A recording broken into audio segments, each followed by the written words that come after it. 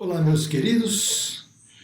Nesse sétimo domingo do tempo comum, ano C, vamos refletir sobre o Evangelho segundo São Lucas, no capítulo 6, versículos 27 a 38. Recordando que no ano C, os domingos, o Evangelho que se lê nos domingos são o Evangelho segundo Lucas.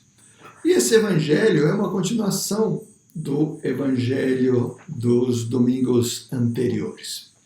Nós vemos que o capítulo 6 começa com umas controvérsias, nos quais os fariseus, que eram pessoas boas, ou pelo menos tratavam de ser pessoas boas, eram especialistas na Sagrada Escritura, tratavam de viver os mandamentos e tal, eles entram em conflito com Jesus porque duvidam dele, né? Primeiro, na questão que quando os discípulos estavam arrancando espigas para comer, coisa que era normal, só que eles estavam fazendo em dia de sábado, então acusam Jesus, como que os teus discípulos fazem isso em dia de sábado?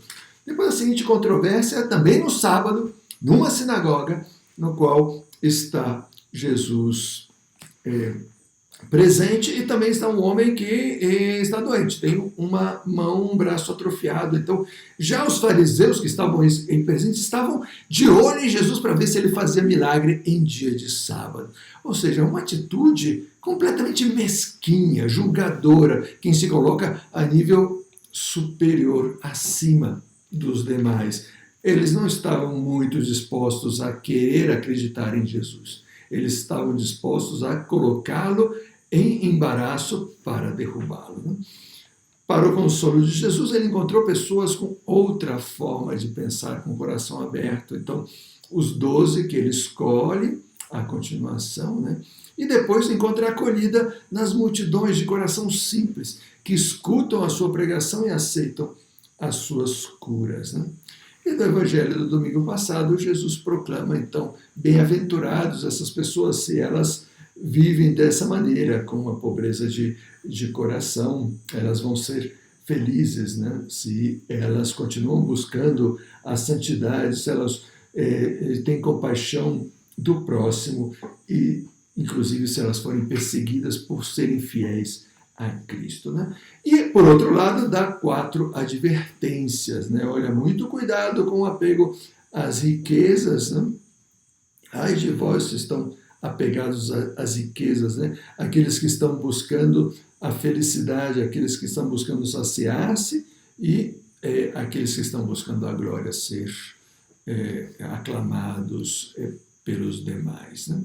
E então entra o Evangelho que nós estamos refletindo, né? Está completamente centrado na caridade. Começa assim: eu, porém, vos digo, a vós que me escutais, amai os vossos inimigos. Esse evangelho é bastante radical.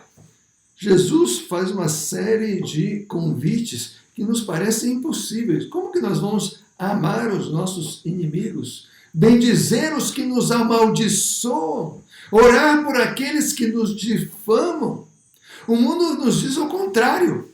Não, nos difamou, toma, eu difamo pior ainda. Eu vou na internet, eu publico, eu cancelo, eu nunca mais quero ver essa pessoa na minha vida. O mundo nos leva a tomar esse tipo de decisão, enquanto que Jesus não. Jesus nos convida a ter essa radicalidade na caridade. A quem te ferir numa face, oferece a outra. Não, isso aqui está muito mais difícil, né? Quem te arrebatar o manto, entrega para ele também a túnica. Dá a quem te pedir e não reclames de quem tomar o que é teu. O que será que Jesus está querendo falar com tudo isso? Nós vamos deixar para fazer esse comentário respondendo às perguntas.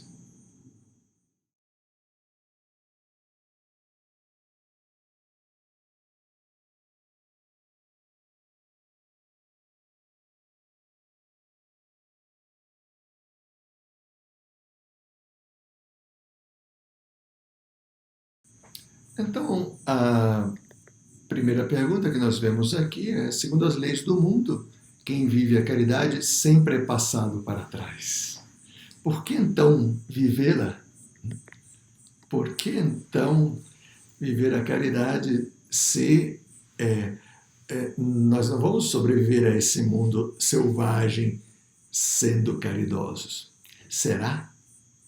Será que o dogma que o mundo prega realmente é o que realiza o nosso coração?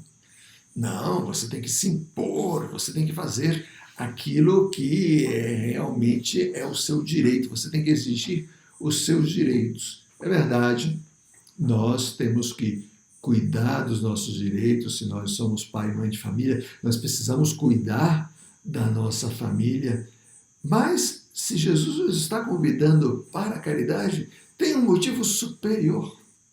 Ele nos quer arrancar da simples justiça.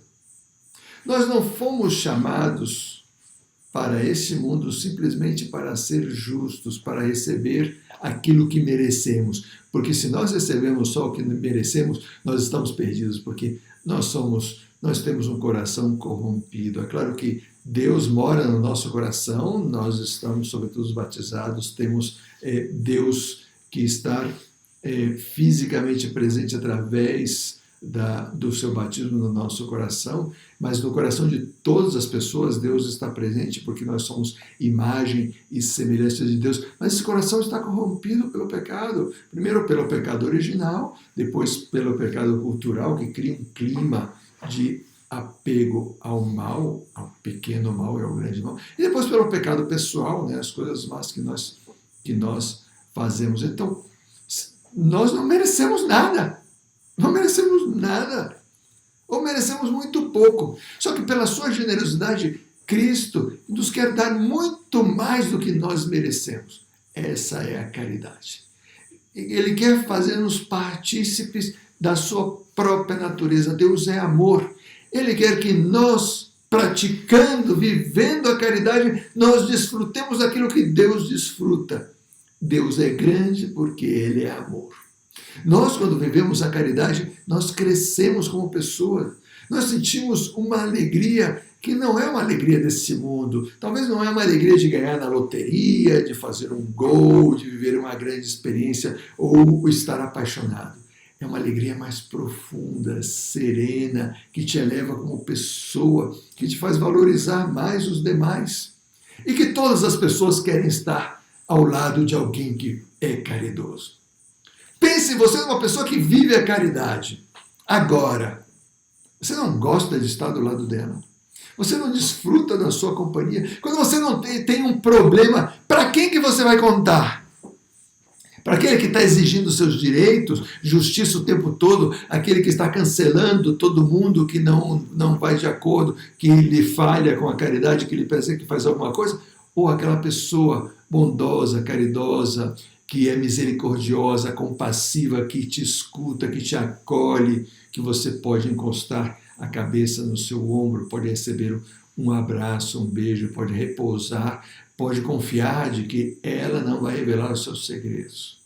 Por que nós gostamos tanto de estar em pessoas assim? Porque elas são faíscas de Deus nesse mundo. Jesus, ele, quando nos propõe a caridade, ele propõe que nós sejamos assim. Então, nós seremos os primeiros a desfrutar dos benefícios da caridade. Mas, sendo caridosos, nós estamos transformando a sociedade. Então, pouco a pouco, esses valores, antivalores que a sociedade propõe como formas de êxito, vão caindo em desuso. Porque se eu vivo a caridade, eu contagio outra pessoa que também vive a caridade, que contagia outra pessoa que também vive a caridade, pouco a pouco nós vamos contagiando este mundo com o único vírus que vale a pena contagiar, a caridade. E a segunda pergunta que nós temos aqui, por que Jesus propõe uma caridade tão radical?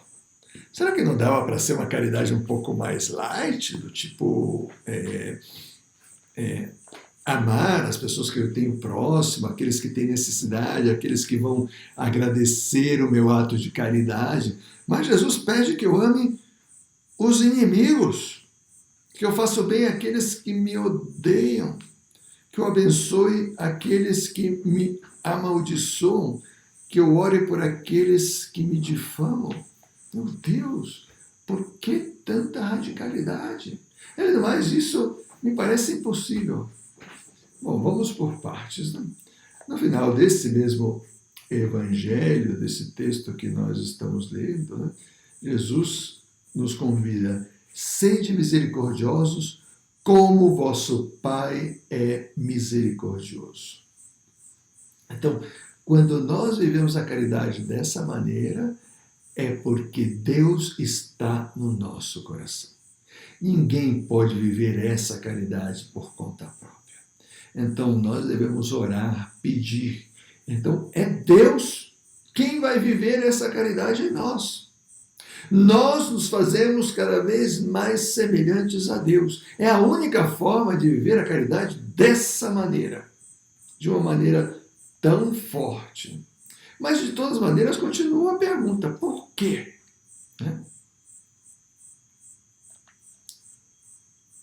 No final ele diz: dai-vos será dado.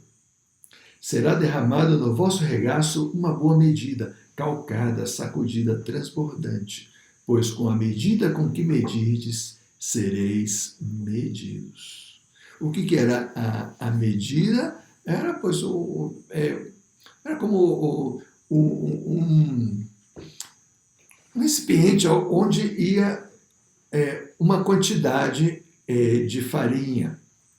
Então, era a medida, né? Uma quantidade grande de farinha. Então, se você usa uma medida grande, você pega muita farinha, né? Então, eu disse: será derramada no vosso regado uma boa medida, ou seja, a nossa recompensa em viver a caridade vai ser gigantesca.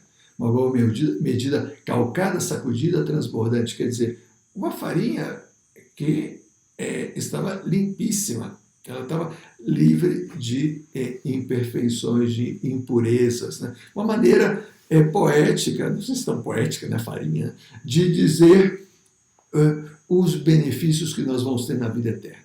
Deus vai derramar o seu coração. Nós vamos experimentar o amor de Deus na sua plenitude na eternidade. Nós não vamos ficar só com migalhas, nós vamos vivê-lo plenamente. Então, Jesus, dando a radicalidade para viver a caridade aqui, ele nos está dando a oportunidade de crescer de tal maneira que depois o prêmio seja muito maior. E não é um prêmio só por merecimento, né? Porque tampouco nós mereceríamos. É um prêmio de crescimento. Vivendo a caridade aqui, nós crescemos no amor. Então somos mais capazes de receber o amor de Deus na eternidade. Mas não só na eternidade. E aqui está a parte mais importante dessa radicalidade na caridade. É aqui. Aqui. Quando nós vivemos a caridade dessa maneira, Deus já está no nosso coração. Então, de certa maneira, a eternidade já entrou no tempo. Nós adiantamos os benefícios da eternidade para este mundo. E como nós seremos medidos com a medida com que nós medimos, essa caridade é para nós. Deus nos vai tratar com essa caridade com que nós tratamos os demais. Meus queridos, olha que benefício tão extraordinário. Então, vale a pena amar os inimigos, vale a pena perdoar aqueles que nos perseguem, vale a pena orar por aqueles que nos difamam, vale a pena dar a outra face, vale a pena não recusar o manto, inclusive entregar a própria túnica, porque tudo isso Deus nos vai dar em dobro. E nós vamos estar transformando este mundo que está faminto e sedento do amor de Deus. O Senhor esteja convosco. E a bênção de Deus Todo-Poderoso, Pai, Filho e Espírito Santo, desça sobre vocês e permaneça para sempre. Amém. Fenomenal!